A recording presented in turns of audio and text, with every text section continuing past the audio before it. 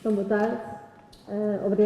Primeiro de tudo, queria agradecer ao professor Francisco Vinho o facto de nos ter convidado, e digo a nossa família. Não estou cá só eu, está a minha mãe também presente, muito embora não tenha decidido não participar de forma tão ativa, porque se emociona e lhe custa falar sobre o tio, mas estamos cá presentes, as duas. Esta apresentação é uma apresentação mais sobre a vida, sobre a pessoa. Foi Jaime Filipe, o meu tio Jaime, que era assim que era conhecido em toda a família, era o tio Jaime. E para vos dar uma perspectiva mais pessoal do que foi este homem, como era o homem, Jaime Filipe. O meu nome é Nilva Maggioni, tenho Maggioni perto do meu pai, o nome italiano, mas mantive sempre Magalhães Filipe, mesmo em termos profissionais, pelo orgulho que tenho de pertencer a esta família. E falo não apenas do meu tio Jaime, mas também do meu avô e todo o resto da família. Sou sobrinha neta pela parte do irmão Domingos, que vocês já viram ali em algumas fotografias, que estava com ele ao lado do avião, que mencionado aqui também na apresentação anterior. E filha da sua única filha, aliás, não foi a única filha, porque teve mais uma, mas que faleceu, infelizmente, quando era pequenina, a minha mãe Manuela, que está aqui também. Eu sou a sobrinha que ocupou o lugar de neta e a minha mãe é a sobrinha que ocupou o lugar de filha, a filha que ele não teve e a neta que ele não teve. Acho que nós não somos nada sem as nossas origens, sem as pessoas que nos fizeram, que escreveram também de alguma forma a nossa história. Portanto, eu quis trazer aqui um pouco as origens do meu tio Jaime, falar primeiro um bocadinho sobre a mãe, Idalina. Foi a aluna número 7 do Instituto de Odivelas. É relevante no sentido em que depois se tornou uma mulher bastante ativa. Foi professora primária, o que naquela altura já de si não era muito comum as mulheres trabalharem, não é? E serem ativas profissionalmente. Era também uma mulher com, acho que posso divulgar não sei se é um segredo familiar, mas que tinha o tom da telecinética, ou seja, conseguia mexer os objetos no poder da mente, onde aí já se vê talvez alguma, não sei, predisposição em termos intelectuais ou da força da mente que o próprio filho iria herdar, se calhar de outra forma ou não. Adiante. Era uma mulher que, segundo o conto, porque eu não a conheci, infelizmente não a conheci, faleceu junto com um ano ou dois antes de eu ter nascido, mas que era uma mulher muito à frente da sua época, que discutia política nos salões com os outros homens, o que na altura espantava muitos e encantava outros tantos. Portanto, alguma da força do meu tio Jaime certamente veio desta senhora na sua mãe. O pai, Domingos Alberto, era engenheiro eletrotécnico, daí talvez também a sua paixão pela parte da engenharia e da parte mais engenhocas, como nós costumávamos dizer. Não foi só eu, o meu avô Domingos herdou a mesma queda às engenhoquices. Uma no fim do meu bisavô, aliás, recebeu uma curiosidade, foi que recebeu uma Red Cross, Victoria Red Cross, na altura da guerra, por ter conseguido descodificar algo que estava encriptado num barco alemão, na altura da guerra, que estava aqui, alguns perto da nossa costa, e que ninguém conseguia descodificar, e os ingleses pediram a ajuda de alguém que tivesse competências e mais nessa área, ou que conseguisse tentar, e por ter conseguido desencriptar e ter aquilo que ninguém conseguiu, nenhum engenheiro inglês conseguiu, então depois foi condecorado pela própria rainha mais tarde. Portanto, são curiosidades familiares, histórias que se contam, que passam, que um dia contarei às minhas filhas, ou algumas já contarei às minhas filhas. São curiosidades, mas que eu acho que fazem parte e que é giro partilhar. Portanto, estes dois senhores casaram em 1908, primeiro por procuração, e depois tiveram estes 4 filhos. Os dois mais velhos, o Edmund Kelvin, se calhar o segundo nome também já deriva aqui de alguma propensão para a parte do estudo, para a física, para as engenharias. E a Maria Manuela, depois um pouco mais tarde, uns anos mais tarde, em 1902.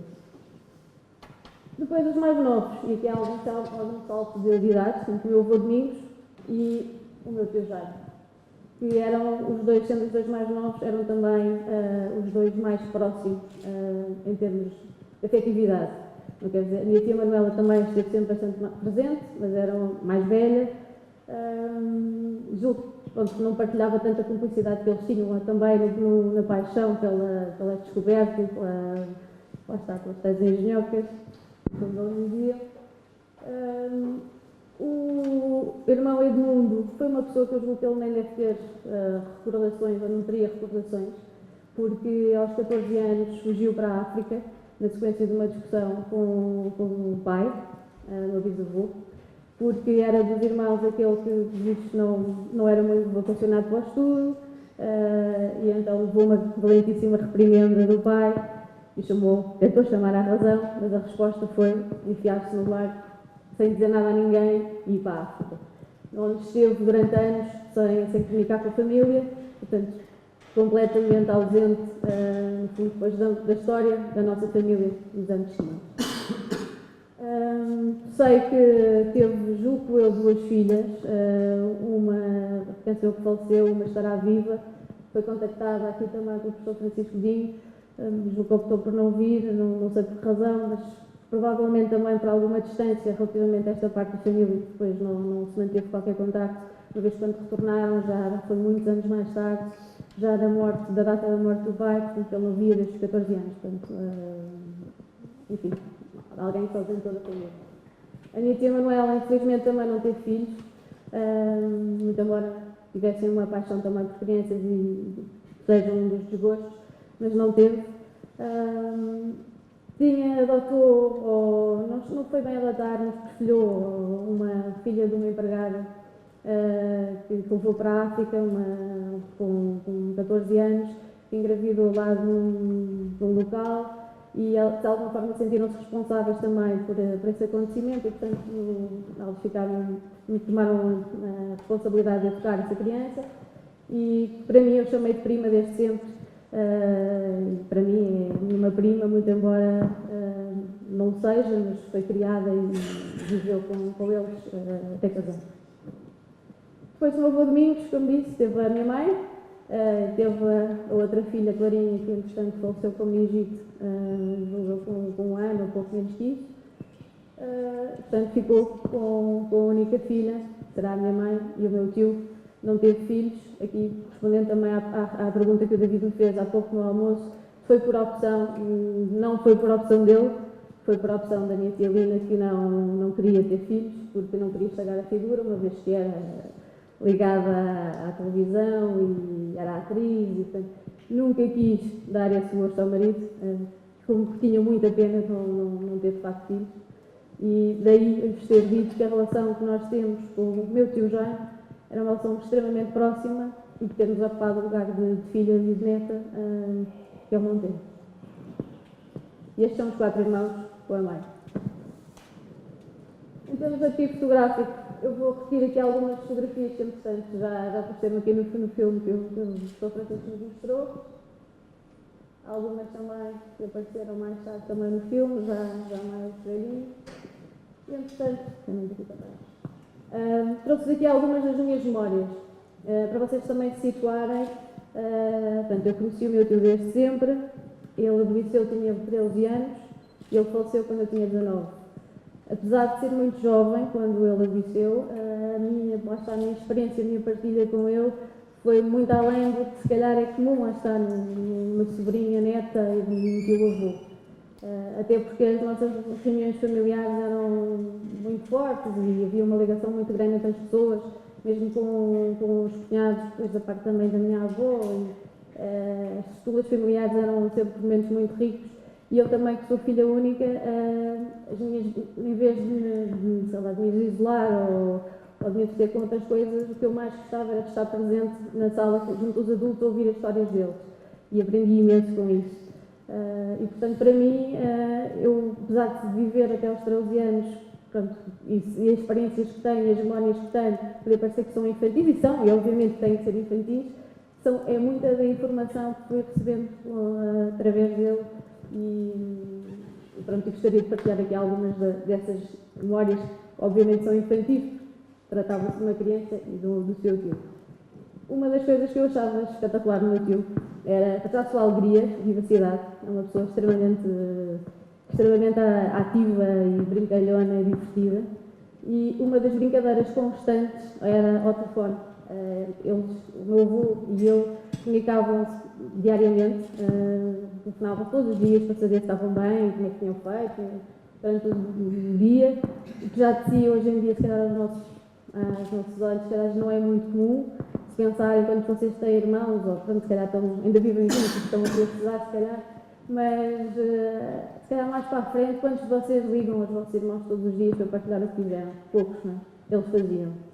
E muitas vezes ligavam também, pelo menos uma vez por semana, ou para casa dos meus pais, ou vice-versa, e a brincadeira era sempre a mesma. No tio a poder aparecer ao telefone, a imitar vozes de personagens da Disney, agarrar o Pateta.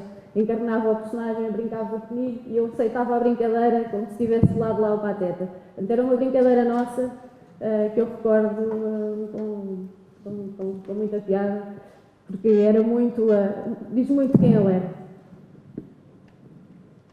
Depois, outras das minhas memórias, lá está, como vos falei, nas estudas familiares, a música estava muito presente, e não é à toa que ele foi compositor também, e ele tinha uma paixão louca por música, e não era o único.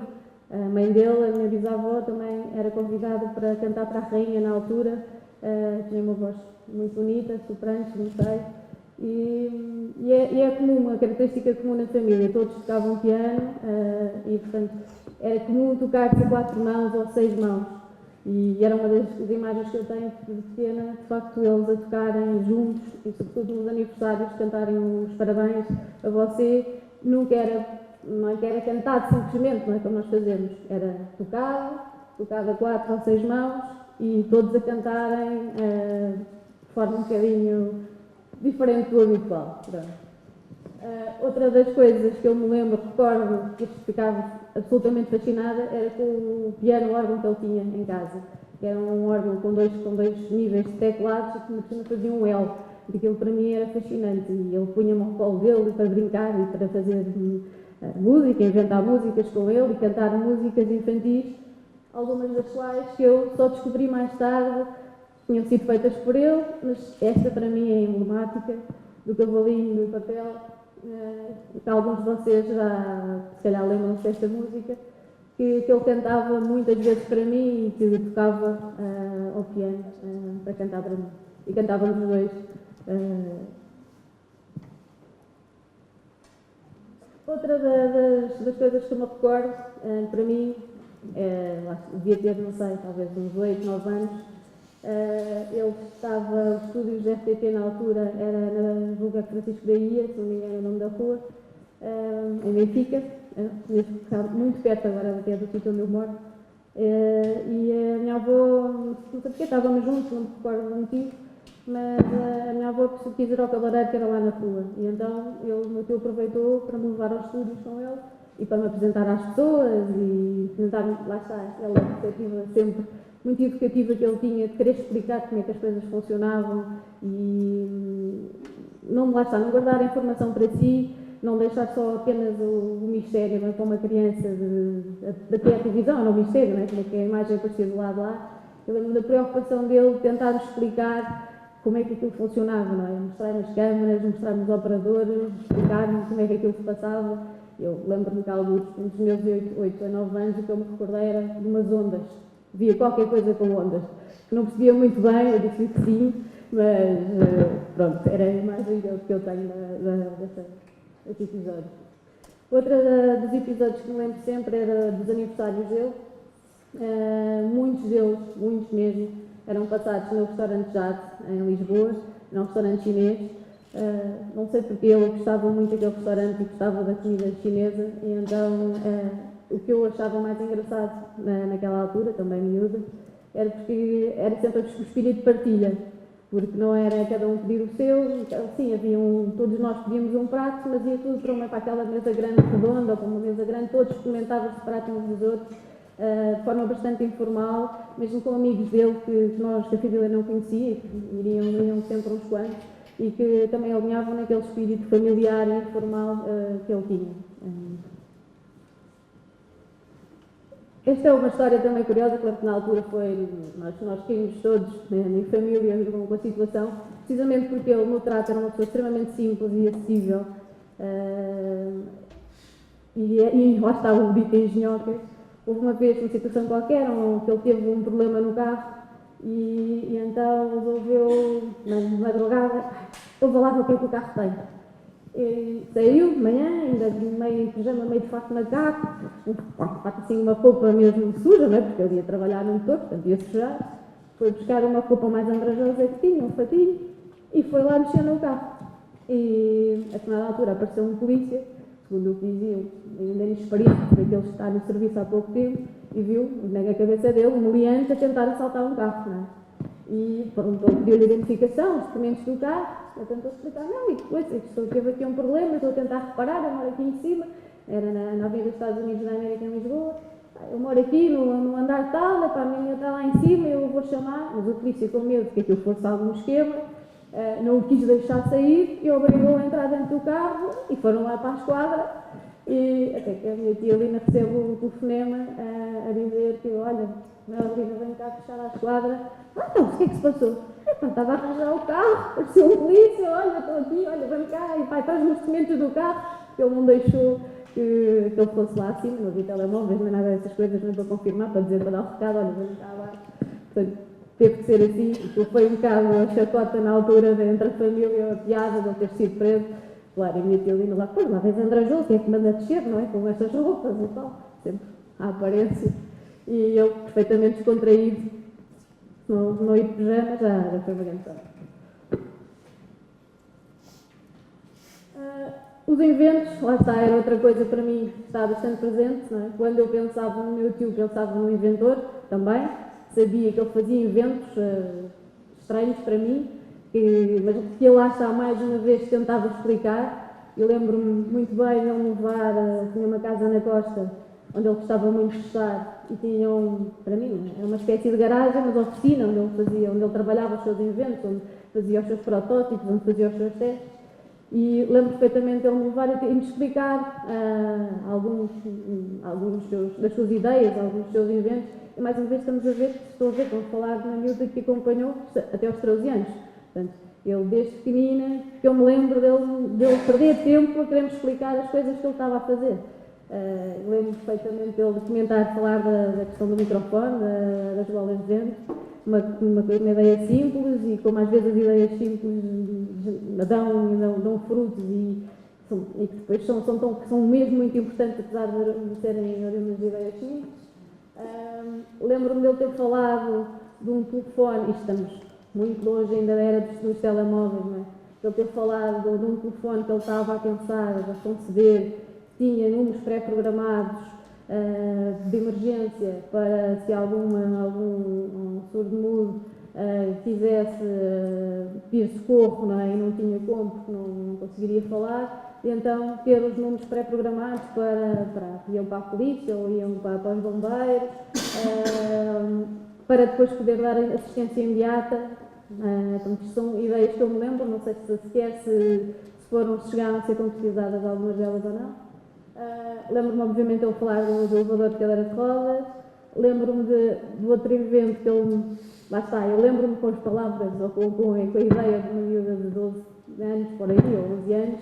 Lembro-me dele falar do outro evento que ele estava a fazer, direcionado para as pessoas com problemas visuais, que era uma espécie de um colete, isto é o que eu me lembro de ele dizer, e uma espécie de um colete que tu vês e aquilo dá-te a imagem que tu vês à frente, projeta-te no teu corpo, nas tuas costas, provavelmente daqueles inventos que nós já vimos aqui, ou a ideia inicial, ou pelo menos a maneira simples como ele tentava explicar a mim, para ele era um colete que se punha, portanto eu sentia depois de alguma forma a imagem nas costas, era a ideia que eu tinha, e ficava a pensar naquilo, mas como é que ele pensa nestas coisas, e como é que ele depois a pessoa consegue distinguir a imagem. Não percebia muito bem, fazia-lhe perguntas, ele tentava explicar, mas pronto, percebia que eram eventos mais importantes dedicados a alguém que precisava de ajuda para promover a dignidade das pessoas, e era tudo o que me importava, basicamente. Claro que as medalhas, nós ouvíamos todas as vezes que ele ia e a saleiros internacionais e sabíamos que competições trazia sempre a medalha de ouro ou de prata. Já era banal, não é? Que nós ouvíamos falar que ia aqui, ia ali, ia concorrer com este ou aquele evento e já não era, era normal. Sei lá, é como um Cristiano Ronaldo, não é? O pai marca golos e ganha as taças, era normal. Não é? Para nós era normalíssimo. Tudo bem, ele vai, óbvio que vai ganhar. Quando se não ganhar é dor, ganhar de prata. Enfim. Depois os Novos Horizontes já aqui foi muito falado, mas que era um programa que Portugal se batalhou bastante e de quem acho que sempre esteve de alma e coração e que era um projeto para ele muito importante e que lembro-me de serões de estarmos em casa, muitas vezes em casa dos meus avós e de estarmos todos sentados na sala da televisão, isto porque havia a sala de estar que não tinha televisão, tinha pianos para as pessoas fazerem os tais estudos familiares e não havia cá televisão porque não tinha interesse, era desviar as atenções daquilo que era importante, que são as pessoas, mas havia uma salinha em casa dos meus avós, mais pequena, onde havia a televisão, então, onde nós às vezes nos sentávamos a ver o tio Jaime no programa. Também era uma das imagens que tenho. Depois, lá está, por ironia do destino, ou não, leva-nos então a este dia de 5 de junho de 1986, onde ele teve, dia em que teve o AVC, ou na altura, como diziam, teve o derrame cerebral. Lembro-me perfeitamente deste dia, lembro-me de me terem dado a notícia, lembro-me de estar no pátio da escola e de ter ido sozinha para um banco chorar, porque o meu tio tinha tido um derrame cerebral, não sabia nada do que era um derrame cerebral, mas sabia que era grave. E para mim era o que bastava, era grave, as pessoas estavam preocupadas, percebia pela voz que estavam preocupadas e pronto, isso era o importante. Depois, lá se foi explicando o que é que aconteceu e acompanhámos todo este processo de uma forma bastante intensa, como podem calcular. Sabíamos também que ali já na apresentação anterior falou-se de premonições. Foi de facto, ele previu que ia ter o AVC que teve, já há algum tempo antes. Não sei se terá sido só na véspera ou quando falou consigo ou quando deu o recado, mas sim, preveu que ia ter o AVC, inclusive chegou a falar nisso a um amigo muito próximo que era médico, que disse, disparar mas estás com essa ideia para quê? E eu sei que vou ter, é tudo quanto posso dizer, eu sei que vou ter. E ele, se faz com essa coisa, com essa convicção, vais aqui ao meu consultório, eu faço um check-up completo e tira-se isso ali. E assim foi, fizeram um check-up completo, não tinha qualquer nada a assinalar, mas que a facto é que num belo dia em junho, ele liga para as cunhadas, ligou primeiro para a minha avó Maria Helena, portanto a mulher do irmão Domingos, e ligou para a cunhada Luzinha, que era a irmã da mulher da Lina, a dizer, olha, venham depressa porque eu vou ter um AVC. Vou ter um AVC. A minha avó Maria Helena não tinha carta, não tinha carro, portanto ficou em pânico e disse, espera lá que eu vou apanhar um táxi e vou para aí. E ele disse, não te preocupes que eu também já avisei a Luzinha e ela há de vir. E vai ter comigo ao hospital. A minha avó lá apanhou um táxi e assim fez. A cunhada Luzinha foi ter com ele e apanhou, voou para o hospital e pelo caminho teve então o AVC. Quando chegou lá, pronto, já estava no estado em que ficou, portanto, a situação foi complicada desde logo e durante algum tempo, já não consigo precisar quanto, mas sempre sei que foi complicado, foi dado como morto cerebralmente. Os médicos achavam que ele estava morto cerebralmente e havia discussões, eu lembro-me de estarmos a comentar isto em casa, do que deve ter sido para ele ter que estar a ouvir os médicos à frente dele dizerem que ele estava morto cerebralmente e, portanto, vamos desligar as máquinas porque ele está morto cerebralmente. E não estava nada. E aí tenho que discordar, acho que a ideia depois do papel talvez tenha sido ele, eu tenha pensado antes, mas quem provou que ele estava completamente lúcido foi o irmão, o Domingos. Que pôs primeiro numa régua as letras e que disse, Jaime, se tu me estás a ouvir, fecha os olhos. Porque os médicos diziam, e o meu avô já tinha alertado para isso, que ele abria e fechava os olhos e percebia que o irmão estava perfeitamente lúcido, e os médicos não acreditavam. E ele disse, não, mas eu vou provar que ele está. e fez isto à frente do médico. Pegou numa régua, escreveu umas letras e disse: Jaime, se me estás a ouvir, quando quiseres assinalar uma letra, fecha os olhos. E ele assim fez. E pronto, foi assim, efetivamente, depois comunicou durante todo o resto, todos os anos em que esteve, infelizmente, nesta situação. Na cama dele, do hospital, dizia esta seguinte frase: este doente fecha os olhos para dizer sim, abre-os para dizer não. Isto em Alcoitão, onde esteve internado, e foi assim que, de facto, comunicou. Tenho que repor aqui um bocadinho, se calhar, a verdade dos factos, não querendo dizer mal de ninguém, nem entrar aqui em questões que não interessam a vocês, mas acho que é justo que se faça justiça e que se diga quem efetivamente apoiou e esteve presente com ele. Obviamente, houve sempre amigos que o visitaram, a mulher também o visitou, mas quem esteve sempre, incondicionalmente com ele durante os 6 anos em que esteve, ou praticamente 6 anos em que esteve nesta condição, foi o irmão Domingos. Meu avô, outra pessoa de quem dava para fazer um simpósio, ainda que noutro tema, mas dava, com um coração igual ou maior que o seu irmão Jaime, com uma dedicação extrema, como eu acho que não pode existir, não existe ninguém com... Pode existir igual, maior não existe certamente.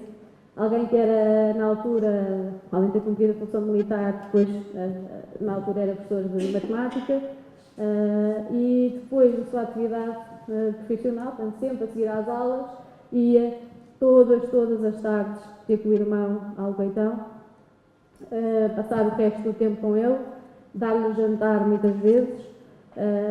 Isto digo muitas vezes porque havia tempos em que ele esteve entubado e eu não podia comer nenhum alimento. Mas houve alturas em que podia efetivamente comer, ele dava, pronto, ele fazia de tudo para que o irmão tentava a reabilitação do irmão, e fez de tudo efetivamente. Ele sabia alguma coisa de alemão, mas não o suficiente, mas sabia que os maiores especialistas em termos de neurologia mundiais estavam na Alemanha, sabia quem pesquisou, lá está, temos falado numa altura que não havia internet, não é? Hoje em dia parece tudo muito fácil, não é? Na altura não era. Primeiro descobri que eram as pessoas e as revistas científicas, jornais científicos, à procura de quem pudesse dar luz, como melhorar a vida do irmão ou reabilitá-lo. E acho que a maior preocupação do meu avô, na primeira instância, não era reabilitar o irmão já, porque eu sabia que não havia tecnologia capaz de o fazer, infelizmente, na época, mas era mantê-lo vivo e vivo fisicamente, pronto, sem entrar em falência física, mais do que já tinha, tanto cardíaca, mas ao mesmo tempo também mantê-lo vivo mentalmente, com vontade de viver, para que, sei lá, ao fim de X anos, houvesse uma evolução científica que permitisse reverter a situação, pronto, e reabilitá-lo de alguma forma. E foi isto que o irmão Domingos tentou fazer durante aqueles 6 anos. Como disse, ele tentou, sabia umas coisas de alemão, mas foi tirar mesmo um curso depois de correspondência de alemão para poder comunicar com o tal médico especialista na Alemanha, com quem trocava tudo o que era novos avanços da ciência na área, com quem trocava planos de fisioterapia ou de reabilitação e fazia esses exercícios com ele todas as tardes quando ia ter com o irmão. Inclusive fiz aqui um trecho de uma carta do meu avô, um diretor da televisão mexicana, que alguém deu, que sabia que havia uma técnica, ou que estaria a ser trabalhada uma técnica, uma operação ao cérebro, que podia ter implicações no caso do irmão, e que sabia que alguém tinha dado o contacto a este diretor da televisão mexicana para poder entrar em contacto com o médico na altura que estava a testar esse tipo de operações e ver se poderia ou não ser adaptado ao caso do irmão. Situações como estas eram recorrentes, ele foi incansável, não parou durante aqueles anos de tentar manter o irmão vivo e reabilitá-lo de alguma forma. Este foi um trecho de um artigo que veio precisamente tinha num jornal na época, já não sei dizer quando, da altura em que o meu tio foi condecorado pelo ministro Silva Penedo, em Alcoitão, julgo que um ano antes de falecer, e onde dizem mesmo que o seu irmão, porque claramente deu uma dedicação tal como a sua. todos os dias o visito em Alcoitão, manter-me sempre interessado pela vida, manter-me ligado ao mundo para ter tê-lo esquecido. Este sim, sejamos justos, foi a pessoa que esteve com ele sempre.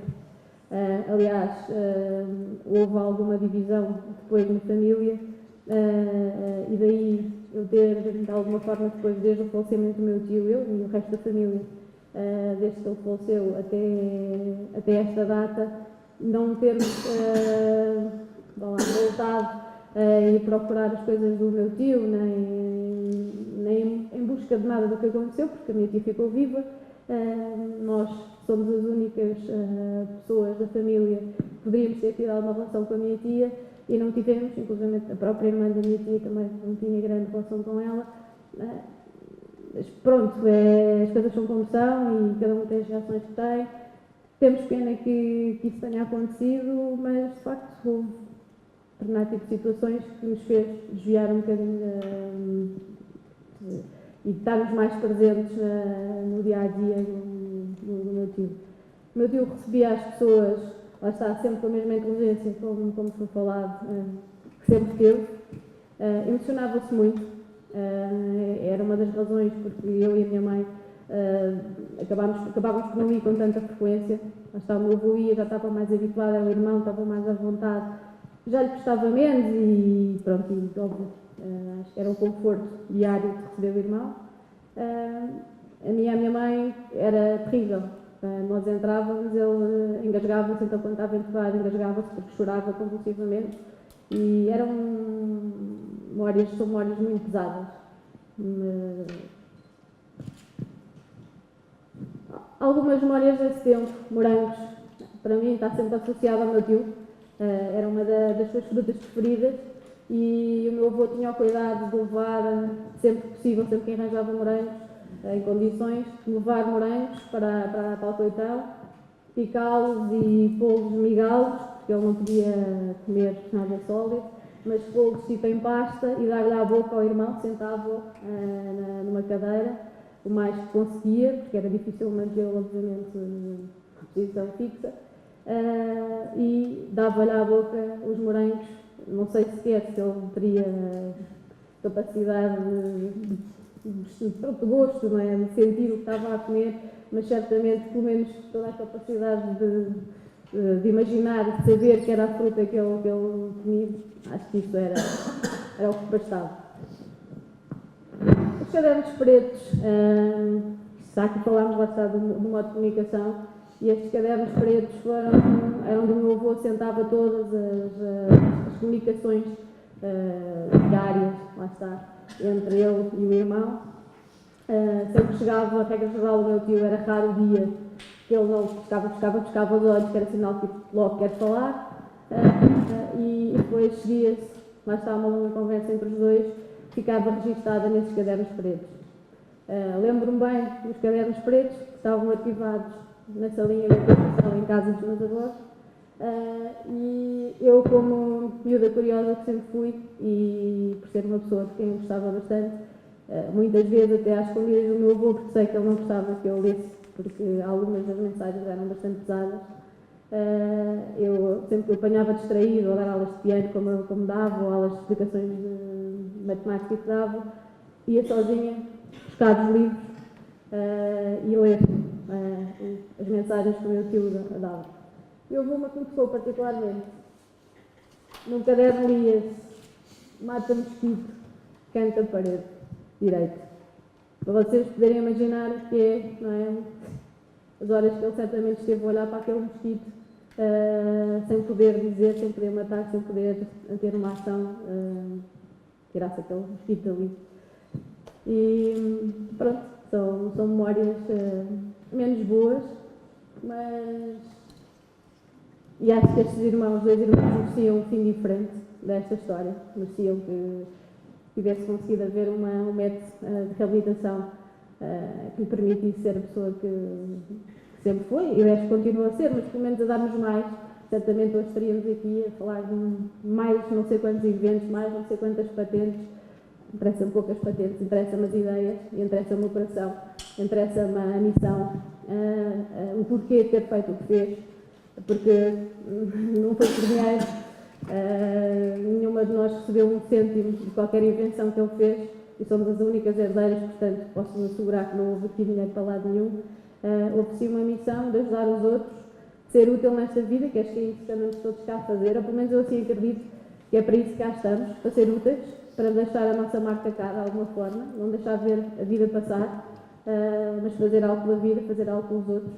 E era essa a missão que estes dois homens tinham e que passaram para mim, que eu espero um dia passar para os meus filhos. E que espero passar para eles. Aqui os presentes descendentes do meu tio Jário, estou eu e minha mãe, como vos disse.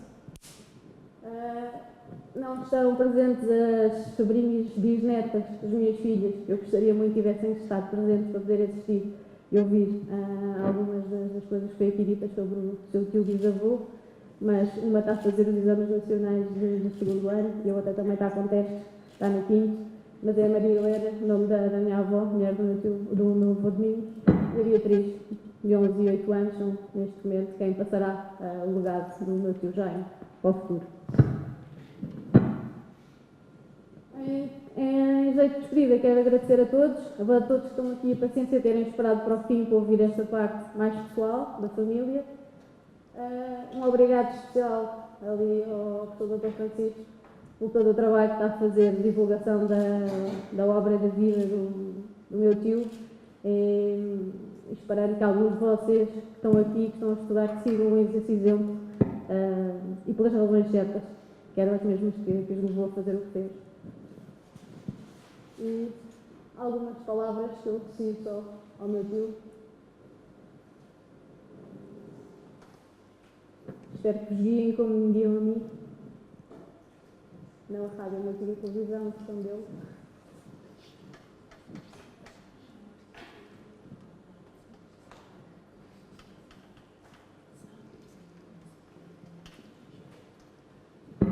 E é isto que tenho para vos dizer.